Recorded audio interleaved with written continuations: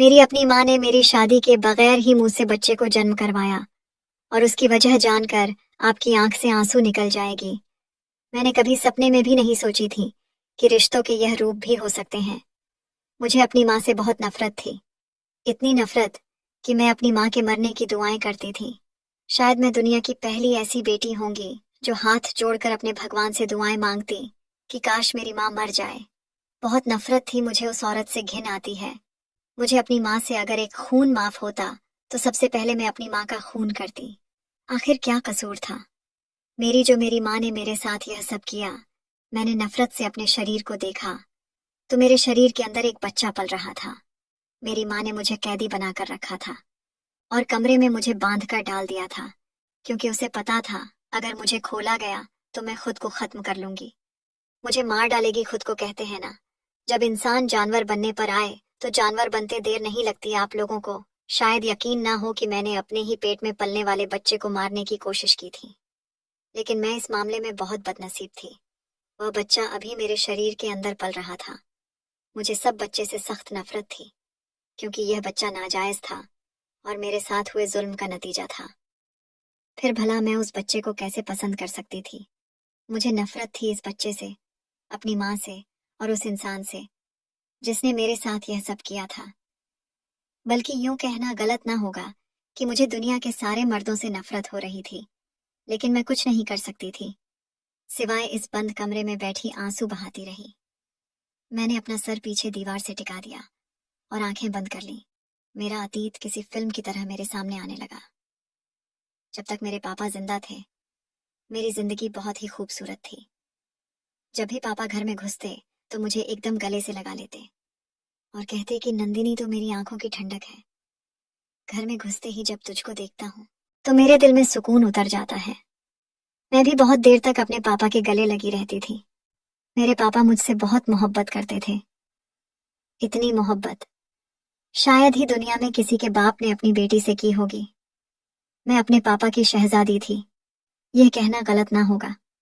उनका बस नहीं चलता था कि जहां कदम रखो तो मेरे कदमों के नीचे अपने हाथ बिछा दें। एक बार मुझे याद है, जब मैं 9-10 साल की थी तब मुझे बुखार आ गया था। पापा पूरी रात जागते रहे थे। कभी मेरे सिर पर ठंडी पट्टियां रखते, कभी मुझे पानी पिलाते, कभी मेरा सर चलाते हैं। बार बार मुझे चेक करते कि कहीं बुखार बढ़ ना जाए। मेरे पापा मेरे लिए पूरी दुनिया थे। जब तक वह जिंदा रहे मुझे कोई भी आंच नहीं आने दी। मैं शहजादियों की तरह ऑर्डर करती थी, लेकिन मेरी माँ का रवैया अच्छा नहीं था, ना ही मेरे प्रति और ना ही मेरे पापा के प्रति। वह हम दोनों से हमेशा ही उखड़ी हुई रहती, और शायद इसकी वजह यह थी कि मेरी माँ बहुत ही सुंदर औरत थी और मेरे पापा मामूली शक्ल सूरत के इंसान थे। मैंने कभी भी अपनी माँ को अपने पापा की सेवा करते हुए नहीं देखा था। वह हमेशा खुद को सजाती सवरती रहती, उन्हें घर के कामों का, ना पापा का और ना मेरी फिक्र करती। शाम को पता नहीं मेरी माँ कहाँ चली जाती थी। उस समय मेरे पापा अपने काम पर होते थे। मेरी माँ मुझे घर में बंद करती और कहीं चली जाती थी। मैं अपनी माँ से सवाल भी करती हूँ कि वह कहाँ जाती है, लेकिन वह मुझे कुछ ना बताती। धीरे धीरे मैंने उनसे पूछना ही छोड़ दिया। जैसे जैसे मैं बड़ी होती गई अपने पापा के सारे काम अपने हाथों से करने लगी। अक्सर ही मम्मी पापा के कमरे से लड़ाई की आवाज आया करती थी, जो बाहर तक मुझे सुनाई देती थी।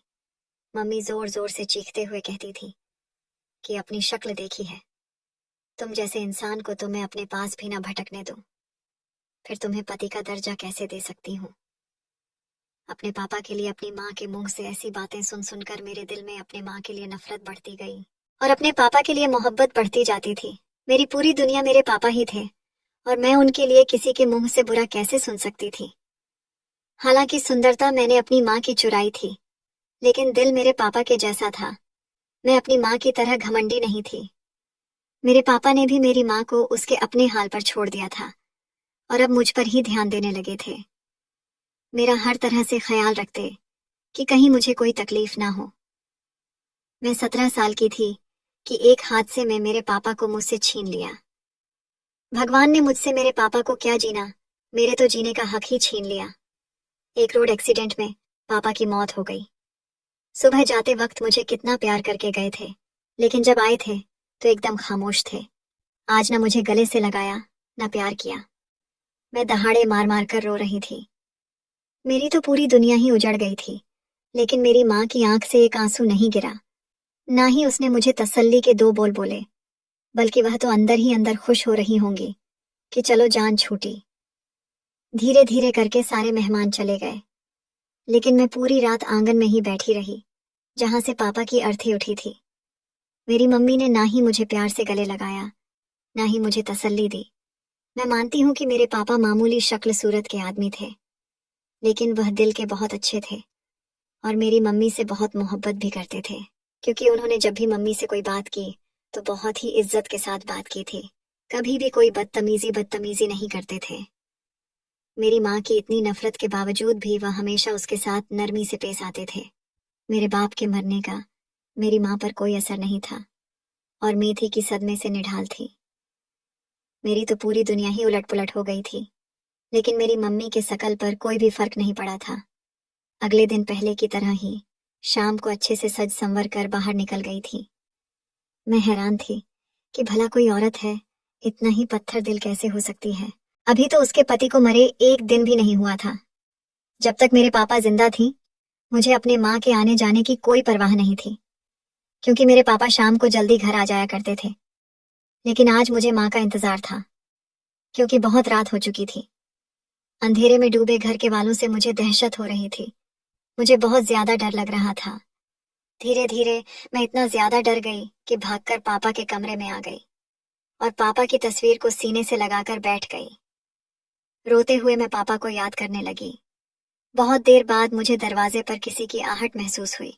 कोई धीरे धीरे चलता हुआ मेरे गेट के पास आया और तभी दरवाजा खुला। वह माँ थी। माँ को देखते ही मैं एकदम अपनी माँ से लिपट गई थी और रोते हुए बोली, मम्मी, आप कहाँ चली गई थी? मुझे बहुत डर लग रहा था। प्लीज मुझे ऐसे अकेले छोड़कर मत जाया करें। लेकिन मेरी माँ ने मुझे झटक कर खुद से दूर कर दिया और बोली कि अब इस सब की आदत डालो। अब मैं रोज इसी समय घर वापस आया करूंगी। मेरे दिल में अपनी माँ के लिए नफरत तो पहले ही थी, लेकिन आज ये नफरत और भी ज्यादा बढ़ गई। आखिर मेरी माँ का रवैया मेरे साथ ऐसा क्यों था? वह मुझसे इतनी नफरत क्यों करती थी? मैं आज तक समझ नहीं पाई। उन्होंने मेरे ऊपर एक गुस्से की निगाह डाली और कमरे से चली गई। उन्हें यह भी परवाह नहीं थी कि उनकी बेटी सुबह से भूखी प्यासी है। उसने सुबह से कुछ खाया पिया नहीं है।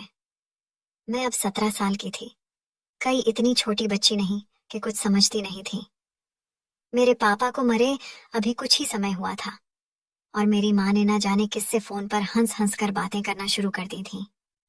उनकी बातों से मैंने अंदाजा लगा लिया था कि वह किसी मर्द से बातें करती हैं। मेरी माँ को कोई परवाह नहीं थी कि घर में एक जवान होती बेटी है, उस पर क्या असर पड़ेगा। हरित का एक झटका तो मुझे उसमें लगा जब मेरी माँ एक गैर मर्द के साथ अंदर कमरे में चली गई।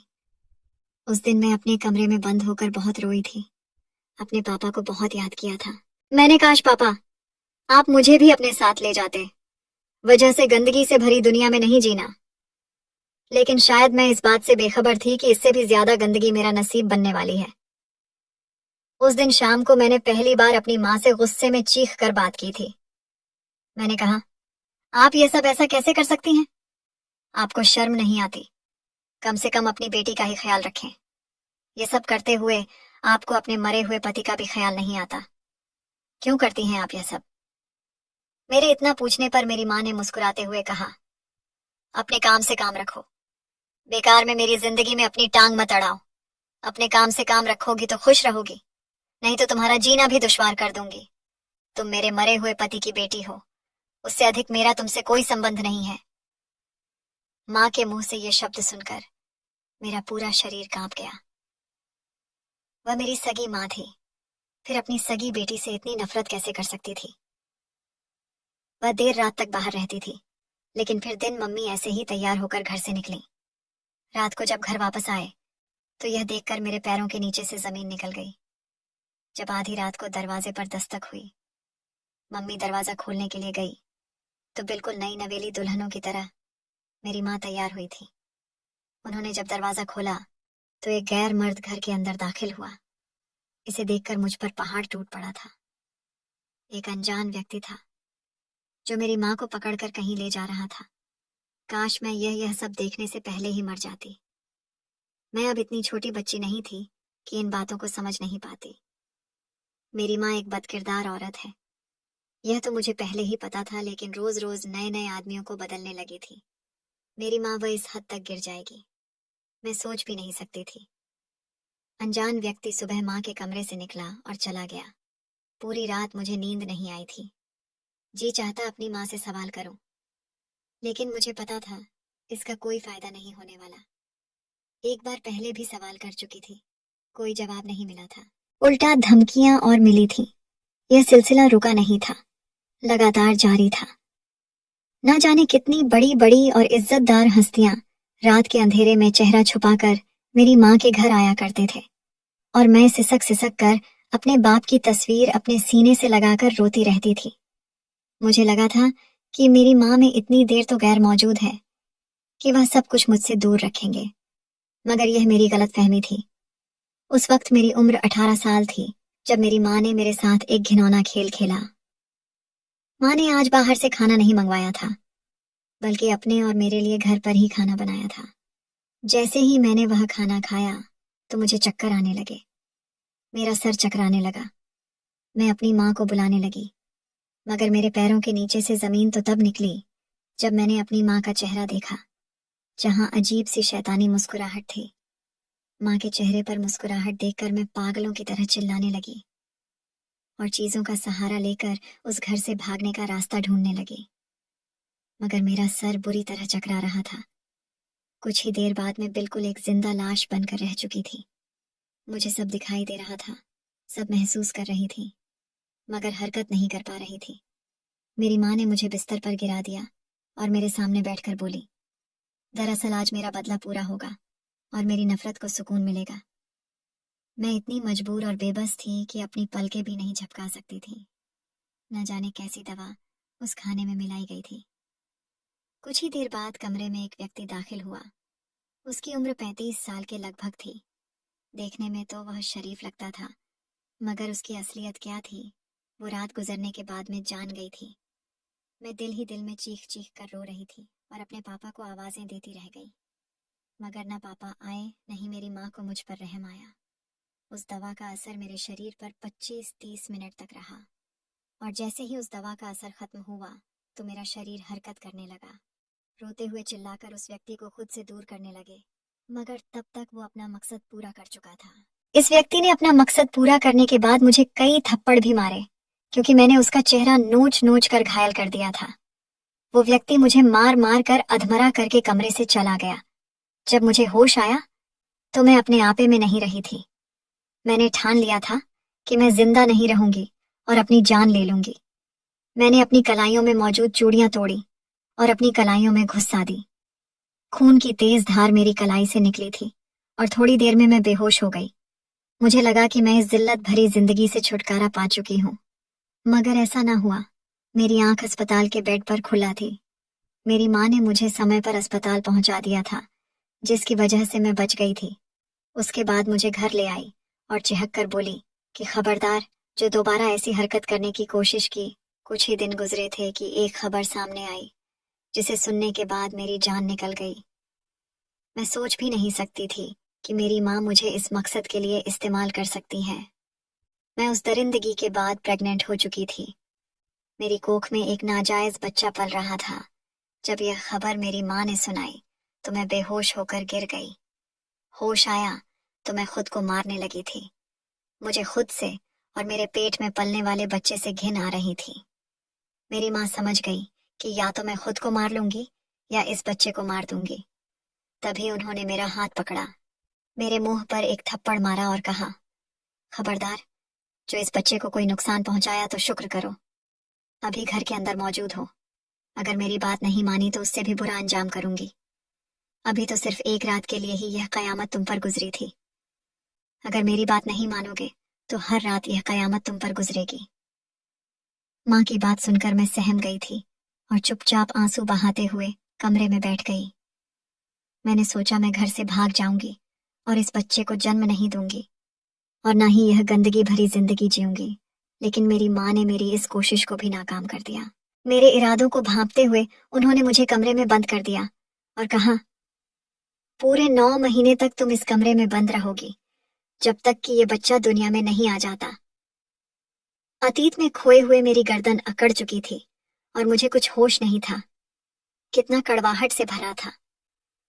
मेरा अतीत मेरी आंखों से आंसू बहकर मेरे चेहरे को भिगो चुके थे। मैंने बेदर्दी से अपना चेहरा साफ किया। मैं अपने अतीत में तब तक ही खुश रही थी जब तक मेरे पापा जिंदा थे। मैं उठकर बेड पर बैठ गई। तभी दरवाजा खुला और मेरी माँ खाना लेकर कमरे में दाखिल हुई। उसके साथ वो व्यक्ति भी था जिसने पहली बार मेरे साथ दरिंदगी की थी। उस व्यक्ति को देखकर मेरी आंखों में दर्द और गुस्सा उभर आया। मैं गुस्से से चुपके से उस इंसान की तरफ बढ़ी थी, लेकिन इससे पहले ही मेरी माँ बीच में आ गई और मुझे बेड पर धक्का दे दिया। मेरे सामने कुछ फल रखकर बोली, ये सब साहब तेरे लिए लाए हैं ताकि उनका बच्चा अच्छा सेहतमंद पैदा हो। वह इंसान ज्यादा देर तक नहीं रुका। मेरी माँ को RS1 पेन पे लाख देकर वहां से चला गया। मेरी माँ पैसे देखकर खुश हो गई। वो ये सब कुछ पैसे के लिए ही तो कर रही थी।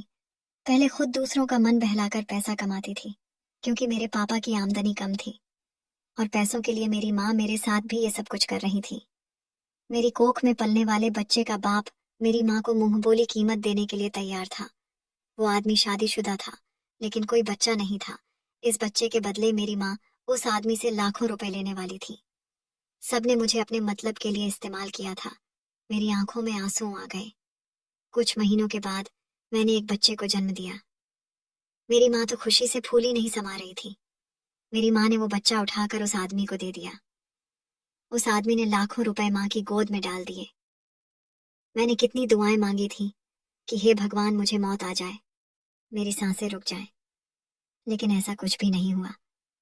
मेरी सांसें अब भी चल रही थीं। मेरा दिल खून के आंसू रो रहा था।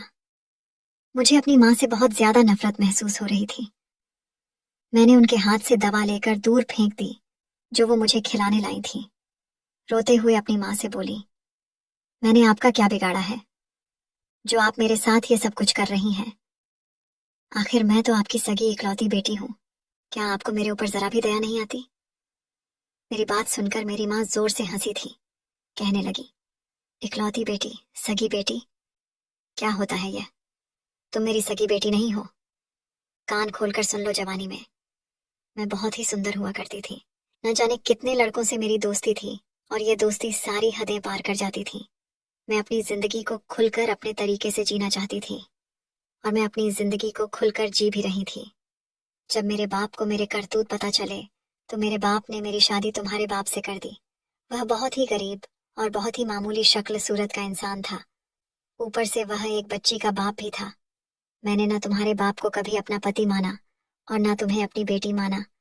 मैंने तुम्हारे बाप से कहा कि मुझे छोड़ दो, मुझे तलाक दे दो, लेकिन उसने मेरी एक न सुनी और अब इस बात की सजा तुम भुगतोगी। तुम्हारे बाप का बदला मैं तुमसे लूंगी। तुम्हें जिंदगी में कभी भी खुश नहीं रहने दूंगी। अपनी माँ के मुंह से सच सुनकर मैं तो कपकाई थी।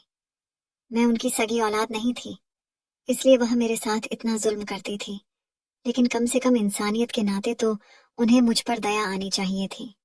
शायद उनके अंदर दिल ही नहीं था। मेरी माँ कमरे से जा चुकी थी और मैं चुपचाप बैठी आंसू बहा रही थी। मैंने खुद को हालात के ऊपर छोड़ दिया था। उसके बाद एक बार मुझे फिर से इस जिल्लत से गुजरना पड़ा। मेरी माँ को पैसे कमाने का एक जरिया मिल गया था और वह मुझसे लाखों रुपए कमा रही थी। अब तो मैंने खुद को नुकसान पहुंचाना भी छोड़ दिया था, क्योंकि अगर मेरी किस्मत में मौत लिखी होती तो बहुत पहले आ चुकी होती। मैं 2 बच्चों को जन्म दे चुकी थी और दोनों बार मेरी माँ ने खूब सारा पैसा इकट्ठा कर लिया था। और फिर तीसरी बार मेरी माँ फिर से एक आदमी को लेकर आई। देखने में अमीर, पढ़ा लिखा, शरीफ लगता था, लेकिन शरीफों की शराफत मैंने बहुत देखी थी।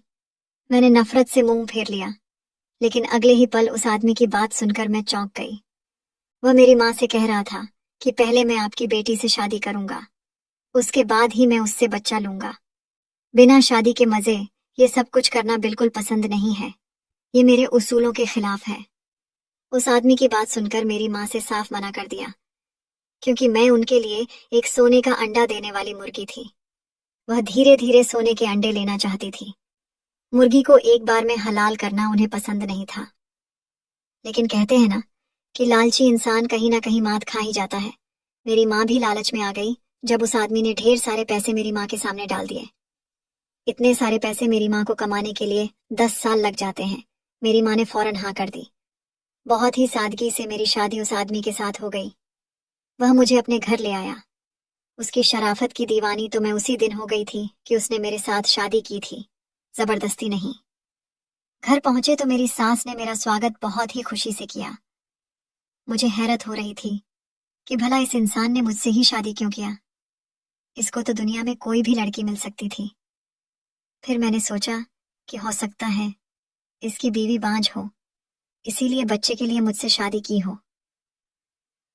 और ये ख्याल आते ही मैं फिर से दुखी हो गई, क्योंकि इस आदमी ने कहा था कि मैं बिना शादी के संबंध नहीं बनाऊंगा, तो फिर मेरे साथ संबंध बनाने के बाद और मुझसे बच्चा लेकर यह मुझे छोड़ देगा। ये ख्याल मन में आते ही मेरा दिल फिर से कांप गया। मैं फिर से उस नर्क में नहीं जाना चाहती थी। मेरी सास ने ही मुझे मेरे पति के कमरे में पहुंचा दिया। थोड़ी देर में मेरा पति अंदर आया और चुपचाप आकर मेरे पास बैठ गया। मेरे दिल की धड़कन तेज हो रही थी। आज मुझे अपने सामने बैठे इंसान से नफरत नहीं महसूस हो रही थी, जैसे पहले होती थी, जब मेरी माँ के द्वारा लाए गए उन आदमियों को देखकर होती थी, बल्कि उस इंसान को देखकर मेरे दिल में एक अजीब सी हलचल हो रही थी। तभी मेरे पति विकास ने मेरे हाथ पकड़े और जो बोला, उसे सुनकर मेरे कानों पर यकीन नहीं हुआ। विकास ने कहा कि नंदनी, मुझे माफ कर दो, मैं तुम्हारे बाप का हत्यारा हूँ। उस दिन मेरी गाड़ी के नीचे आकर ही तुम्हारे पापा की मौत हुई थी। मैं उस दिन बहुत जल्दबाजी में गाड़ी को भगा रहा था, तभी तुम्हारे पापा मेरी गाड़ी के नीचे आ गए और उसी वक्त उनकी मौत हो गई। मैं बहुत ज्यादा डर गया था और वहां से भाग गया, लेकिन तुम्हारे पापा का नाम पता सब मैंने नोट कर लिया था कि मैं तुम लोगों की मदद जरूर करूंगा। इसी बीच कुछ काम के लिए मुझे विदेश जाना पड़ा और फिर मैं इस बात को भूल गया था। लेकिन एक दिन मेरी कंपनी के कुछ लोग आपस में बातें कर रहे थे। मेरी कंपनी में ही काम करने वाला एक आदमी को बच्चा नहीं हो रहा था। उसकी पत्नी बांझ थी और उसे किसी ने तुम्हारे घर का पता दिया था कि वहां पर तुम्हारा काम हो सकता है। तुम्हारे बाप का नाम और तुम्हारे घर का पता सुनकर मैं चौंक गया था। मुझे बहुत दुख हुआ। पूरी रात में सो ना सका। मैंने अपनी माँ को भी सारी सच्चाई बताई तो मेरी माँ बहुत ही अच्छी औरत है और उसी ने मुझे तुमसे शादी करने का सुझाव दिया। और फिर इस तरह मैंने तुमसे शादी कर ली नंदनी। मैं तुम्हारा गुनहगार हूँ। इतने साल तुमने जिस तकलीफ में गुजारे हैं, मैं उसका जिम्मेदार हूँ। प्लीज मुझे माफ कर दो। अगर मैंने पहले ही तुम्हारी खोज खबर ले ली होती तो तुम्हारी ये हालत ना होती। लेकिन यकीन करो, मैं तुम्हें जिंदगी में कोई दुख नहीं दूंगा। दुनिया की सारी खुशियां तुम्हारी झोली में डाल दूंगा। बस मुझे एक बार अपनी गलती का प्रायश्चित करने का मौका दे दो। विकास की बातें सुनकर पहले तो मुझे बहुत रोना आया। अपने पापा को याद करके मैं रोती रही। फिर मैंने सोचा कि शायद मेरे पापा की इतनी ही जिंदगी लिखी थी, और फिर अगर विकास अपनी गलती ना मानता और मैं उसी दलदल में पड़ी रहती, तभी मैं क्या कर लेती। विकास का बड़प्पन था कि उसने मुझे शादी की अपनी गलती को माना और मुझे उसे दलदल से निकाल लाया। मैंने विकास को माफ कर दिया। अगले ही पल विकास ने खुशी से मुझे बाहों में भर लिया और विकास की बाहों में आते ही मेरे सारे दुख, सारी तकलीफ मेरी आंखों में आए। 2 बूंद आंसुओं में बह गए। जिंदगी ने बहुत रुलाया था, लेकिन आज मुझे जिंदगी में सच्ची खुशियां नसीब हुई थी। विकास ने मुझे इतनी मोहब्बत दी कि मैं कभी सपने में भी नहीं सोच सकती थी। मेरी सांस में भी मुझे माँ से बढ़कर मोहब्बत भी लगता ही नहीं था। यह मेरी सास है। वह मेरी बिल्कुल सगी माँ की तरह देखभाल करती थी। हर नए दिन के साथ मेरी और विकास की मोहब्बत बढ़ती ही जाती थी। कुछ समय के बाद पता चला कि मेरी माँ बहुत बीमार है और हॉस्पिटल में पड़ी हुई है। विकास के कहने पर मैं अपनी माँ को देखने गई थी। मुझे देखते ही वह रोने लगी। मेरी माँ को एड्स हो गया था। वह जिंदगी के आखिरी दिन काट रही थी। अस्पताल में बेसहारा पड़ी हुई थी। मेरी माँ ने मुझसे हाथ जोड़कर माफी मांगी थी। अपनी माँ की हालत को देखते हुए मैंने उन्हें माफ तो कर दिया था, लेकिन उस दिन के बाद मैं फिर दोबारा उन्हें देखने नहीं गई। जब भी अपनी माँ के चेहरा देखती हूँ तो मुझे अपनी जिल्लत भरे दिन याद आने लगते हैं। एक दिन मेरी माँ के मरने की खबर आई। माँ के मरने की खबर सुनकर मैंने अपने घर के नौकरों से बाहर ही उनका अंतिम संस्कार करवा दिया। मरने पर भी मैंने उस औरत का चेहरा नहीं देखा जिसने मुझे इतना तड़पाया था। बस जो भी हो, आज मैं विकास के साथ बहुत खुश हूँ। आप लोग दुआ करें कि मेरी और विकास की मोहब्बत को किसी की नजर ना लगे। दोस्तों, अगर आपको ये वीडियो पसंद आया हो तो वीडियो को लाइक और चैनल को सब्सक्राइब करें। धन्यवाद दोस्तों।